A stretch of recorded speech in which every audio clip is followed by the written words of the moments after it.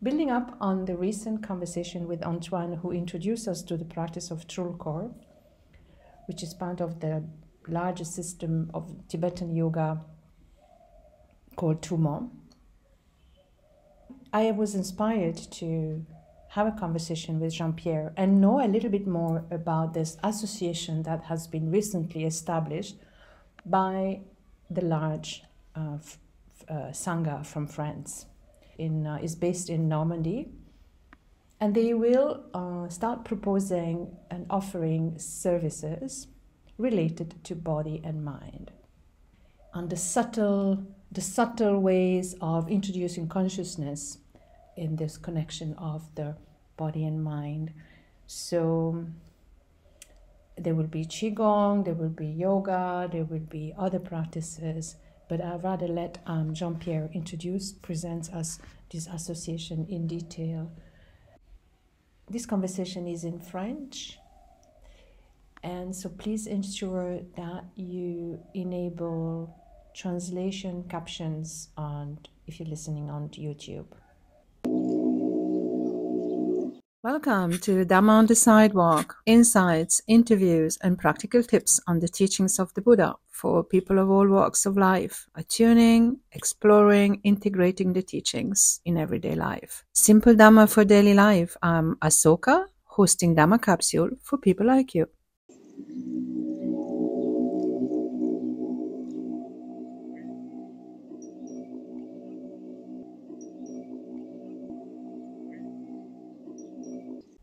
Jean-Pierre, on est dans un restaurant thaï, dans un monastère thaï, à Bodh Gaya.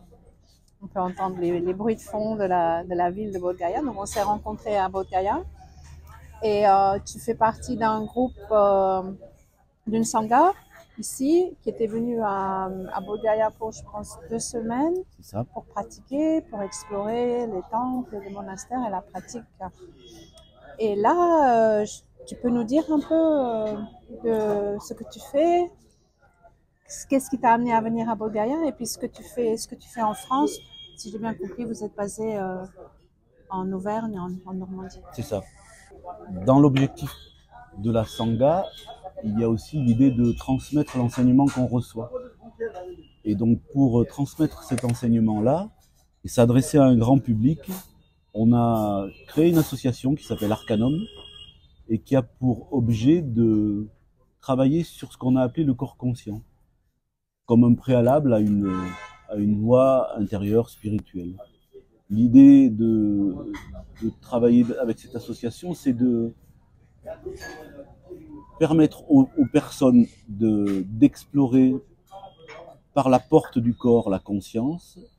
Pour ça, on va utiliser différentes techniques suivant les compétences de chacun des membres de l'association, c'est-à-dire soit du yoga, du tai chi, du qigong, de la sophrologie, mais avec l'idée commune de développer la conscience corporelle et aussi de permettre à la conscience d'infuser dans le corps. C'est pas simplement prendre conscience des sensations corporelles et des mouvements, mais c'est aussi infuser de la conscience dans tous les tissus corporels. On peut dire les choses à peu près comme ça.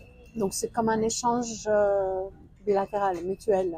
Conscience, corps, c'est ça. Différentes parties du corps, différents endroits où...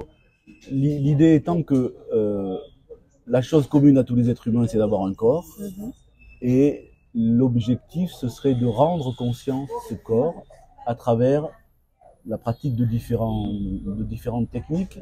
La technique étant pas pour nous l'apprentissage essentiel, mais serait plutôt être conscient d'être conscient. Et être conscient d'être conscient dans le quotidien. Et pour ça, la porte du corps est une porte intéressante parce qu'elle est toujours avec nous. Et que plutôt que de sombrer dans les habitudes inconscientes, c'est mettre de la conscience dans tous nos gestes du quotidien aussi. Et ça, on a découvert au sein de l'association et des différentes pratiques que l'on conduisait que c'était pas si facile pour les gens que de poser de la conscience sur leur quotidien. Donc c'est un apprentissage qui peut passer par une technique comme le yoga ou ou le Qigong par exemple, mais on ne s'arrête pas à l'apprentissage technique d'une chose, mais plutôt sur la conscience que je pose sur le mouvement. Et la conscience que je pose sur le mouvement me conduit à explorer la nature de la conscience. Donc il y a un aspect guérison quelque part. Il y en a un de fait, par exemple, au niveau physiologique et énergétique. Par exemple, en Qigong, la pratique va faire émerger des tensions. Et évidemment que pour pouvoir aller travailler sur une tension, il faut d'abord la mettre devant la conscience. Et la reconnaître. Et c'est pour ça qu'on dit souvent aussi dans nos pratiques que si une pratique ne vient pas te perturber, change de pratique, elle ne sert à rien. C'est qu'à un moment, la pratique va venir te confronter à des tensions physiques, évidemment, mais aussi à des émotions qui peuvent surgir ou à des traumatismes anciens qui peuvent se remobiliser. Mais l'idée, c'est de traverser toutes ces manifestations, et on s'est aperçu, nous, dans nos pratiques, que les traverser, c'est d'abord les amener à la conscience. Et à partir de là, on peut, en étant à l'écoute de ces sensations, traverser ces tensions, en tout cas, leur permettre de s'évacuer tranquillement. Et si je peux faire un lien avec le Dharma, c'est aussi constater que tous ces traumatismes, tensions, sont aussi des phénomènes impermanents. C'est-à-dire qu'on peut encore une fois toucher la nature impermanente de ces phénomènes-là. Et voir que si on ne les saisit pas et si on ne s'identifie pas à, ils vont pouvoir émerger et se dissoudre.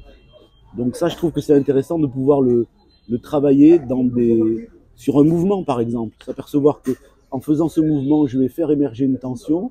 Et si je suis capable de le faire consciemment et de ne pas m'y attacher, cette tension va se déployer et se dissoudre. Voilà. Et donc vous allez offrir, donc on parle là de Qigong, de yoga, notamment du yoga tibétain. Voilà. Tai chi, sophrologie, sexologie aussi. Chacun, en fonction des compétences qu'il a, vu de son expérience professionnelle, va se mettre au service de cette idée de travail du corps conscient. La technique étant vraiment juste un support à travailler ce concept-là. Et donc, tu peux nous redonner le nom de l'association? Arcanum. Arcanum. Voilà. Arcanum. Arcanum. Ça sonne bien, hein? Ça sonne bien. Alors, Arcanum, ça veut dire quelque chose? Bon, c'est le pont. Voilà. Il y a la compression entre l'arcane et l'homme. Homme, mais aussi le homme. Le homme aussi, c'était. Oui.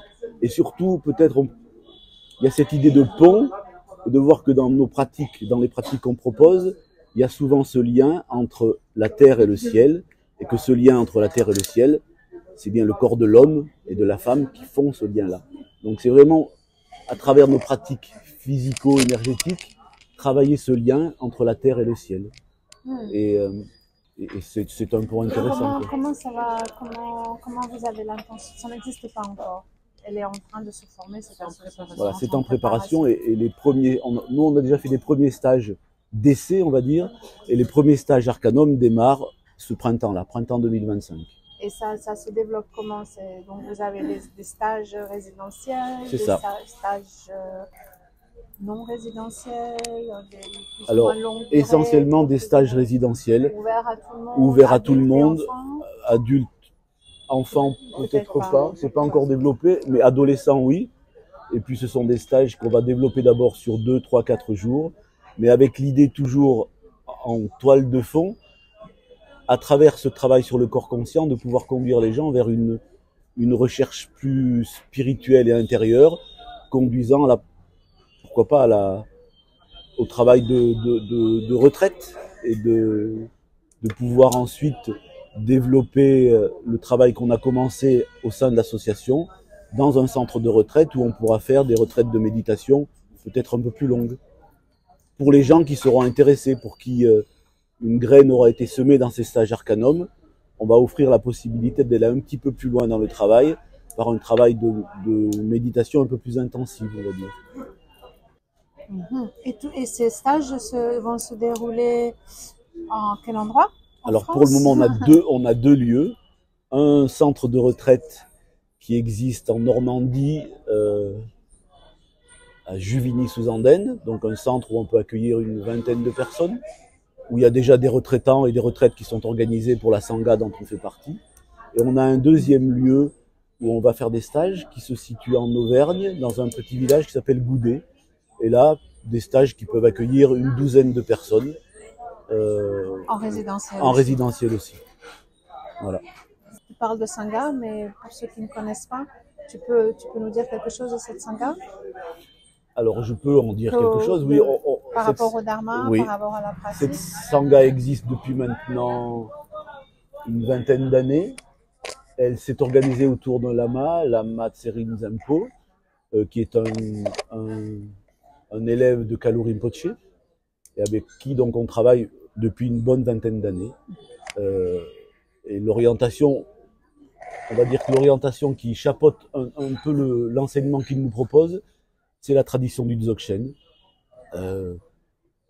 qui en fait résume bien aussi ce que j'essaie de dire sur Arcanum, c'est-à-dire on utilise différentes techniques au service d'une vue, qui est la vue du Dzogchen, qui est actualiser l'état naturel, l'état de Bouddha, partant du fait que c'est pas un état que nous construisons, mais c'est un état que chacun d'entre nous possède et qu'il nous faut dévoiler, révéler à travers différentes pratiques. Voilà. Et donc la Sangha, elle comprend environ 20-30 personnes. Et voilà. Il y a tous ces talents et toutes ces techniques qui sont au sein de la Sangha. On est environ 25 permanents, on va dire, dans la Sangha.